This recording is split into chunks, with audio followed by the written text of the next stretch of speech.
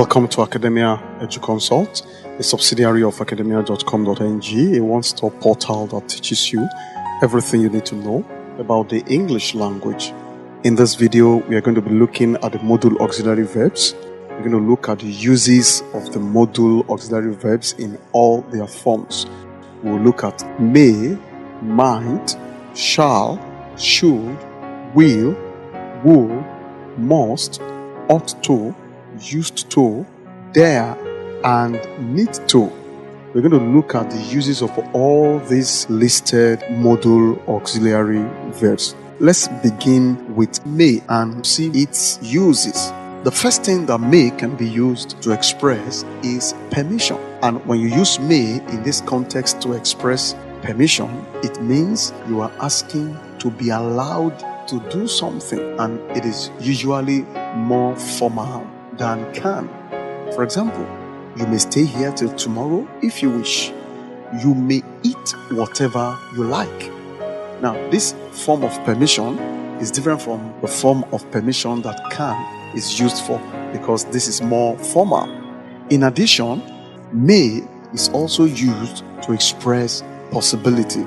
For example, the meeting may be postponed. We may sell the car. We may buy the house. We may not be able to come. We may not be able to attend the party. Let's go on to see might. Might, as a modal auxiliary verb, can be used to express the following. First is permission. Though this is rarely used in most cases, might can be used to express permission. Might I go with you? Might I come along? Even though we don't usually use it, it can be used to express permission. Another thing that we can use might to express is possibility. Let's see some examples. She might come here next week. The money might be stolen if you leave it on the table. It might rain this evening. These are all examples of might being used to convey a sense of possibility or what is possible. Let's go on to see the next modal auxiliary verb, and that is shall. Shall is used in the following context. The first is that it can be used to express simple futurity. We're going to do a video on tense in English, and based on the modern grammarian classification of the English tense, we have two types: the present tense and the past tense. There is nothing like the future tense, even though there is future time. Now, shall is used to express simple futurity. That is the intention of what one is likely to do. The intention is on the part of the speaker, and in this context, shall will go with the first person I or we, while will go with the second and third persons. Let's see some examples. I shall be there tomorrow. We shall come to your party. I shan't stay too long. We shall be victorious. Shall can also be used to express willingness on the part of the speaker, and this usually comes in the second and in the third person.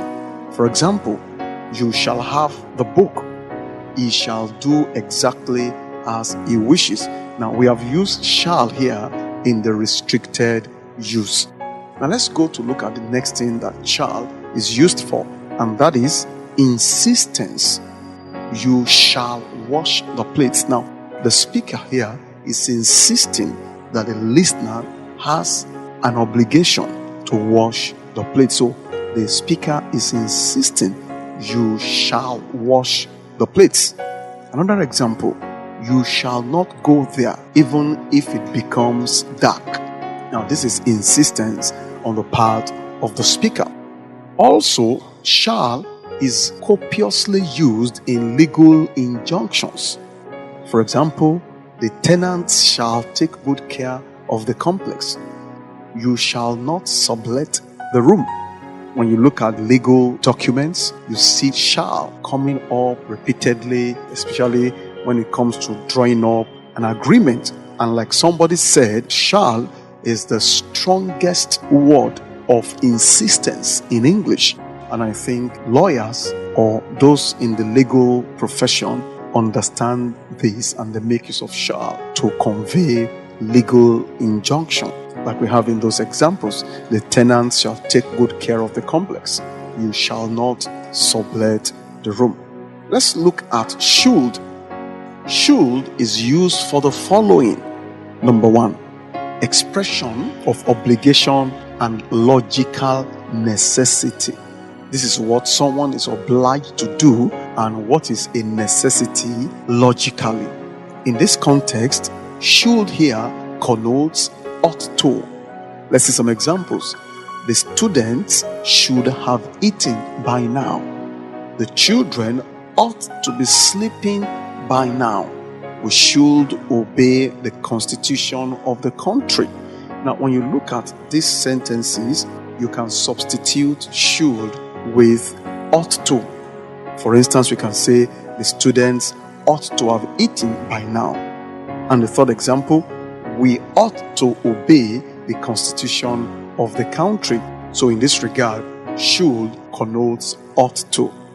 We also use should after certain expressions like it is a pity, it is surprising, or I am sorry.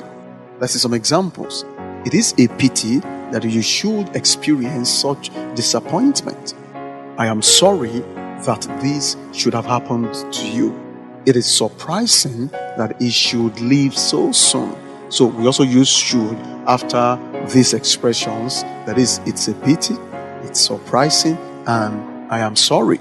We use should also in the contingent use in the main clause. That is, we use it to express condition.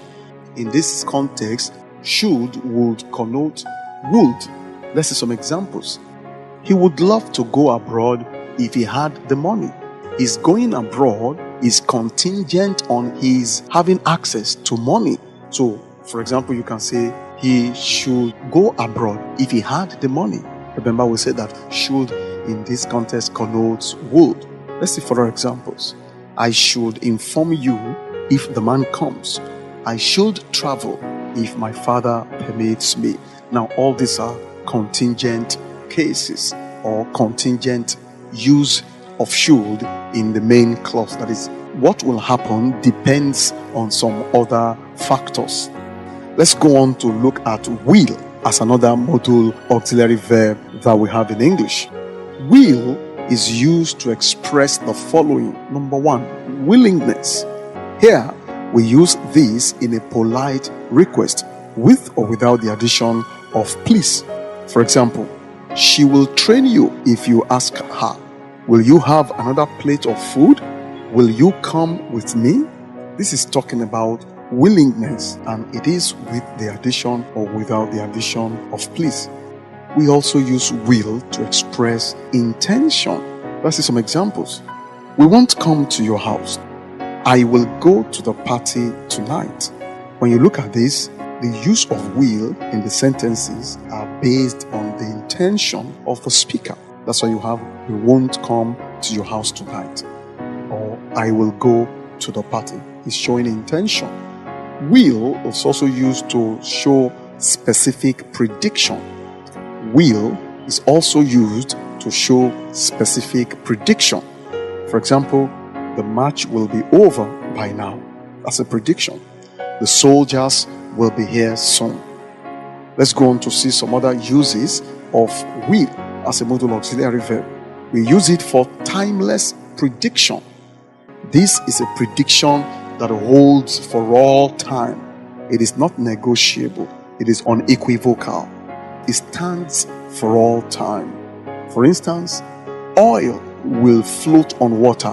Now, there is no oil presently flowing on water, but the speaker is making a timeless prediction. Oil will float on water. The sun will continue to shine. There is nothing anybody can do about that. The sun will continue to shine. Light will always dispel and displace darkness. Now that's a certainty. It's a timeless prediction. Anywhere you bring in light, darkness always disappears. Now, will is also used for habitual prediction. Now, this is different from timeless prediction. It is habitual prediction. That is something that happens always. He will sleep for hours if he is not hungry. Now, it has become habitual that this individual will always sleep for hours if he's not hungry. But if he's hungry, he will not sleep for hours. Ants will find sugar jars if not properly sealed. Now, this is habitual that necessarily when you have a jar of sugar that is not properly closed, ants will find it one way or the other. Let's go on to see would, another modal auxiliary verb in English, and its uses. Would is used to indicate willingness. Let's see some examples of this. Would you wash the clothes? He would love to work in the bank. He would love to go with you. He would love to live in Lagos. Now, all these are examples of would showing willingness. In the same vein, would also indicates insistence. For instance, he would take nothing. That's insistence. You would eat the cold food. Maybe a mother is telling the child, you would eat the cold food. That's an example of insistence. Now, would is used to indicate also characteristic activity in the past. This is a characteristic ability. For instance, every morning he would read newspapers. That's a character of that individual, that every morning he would read newspapers. The lazy student would come late to the class. That is showing characteristic ability or activity in the past. Would also functions in the contingent use in the main clause of a conditional sentence. For example, he would spend his earnings on betting if no one stopped him. He would not go to school if he had his way. Now, these are contingent sentences. If this individual have his way, he wouldn't go to school. If no one stops this individual, he would spend his earnings on betting. Would is also used to indicate probability. This is what could happen or may not happen. That is probability. For example, that would be the teacher speaking. Now, we are not sure of this, but it's a probable thing. It could be the teacher, and it could turn out not to be the teacher. So in that sentence, that would be the teacher speaking.